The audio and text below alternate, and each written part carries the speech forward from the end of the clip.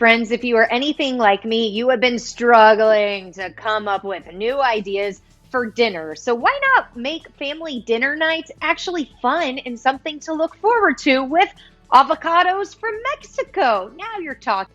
Thanks so much for having me. I can't wait to tell you more about some great family meal ideas. And in my kitchen, that means always starting with quality ingredients. That's why I love turning to fresh avocados from Mexico, because they are always worth it, they're always in season, and as you'll see, they are delicious on everything. Now, as a registered dietitian, I love that avocados are a heart-healthy fruit that contribute good fats, and that's exactly why I've made them the star of the show in these Mexican Mediterranean tostadas. They combine the great flavor of ripe avocados along with a roasted cherry tomato salsa, and that's all served on top of canned white beans, which is a great pantry-friendly item to keep on hand. Now, the key to getting those beautiful slices is to have the perfect avo ripeness, but as you may know, that's a little bit easier said than done.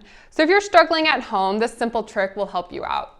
Just take your unripe avocados and place them in a brown paper bag like this one. Add in a banana or an apple and let that sit on your counter for 2 to 3 days.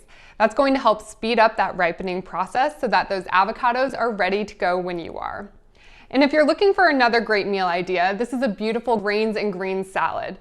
I've topped this one with some grilled chicken tenders for an extra protein kick, but you can also go meatless or pair it with your favorite protein. And of course, our perfect salad is not complete until we have the perfect dressing companion.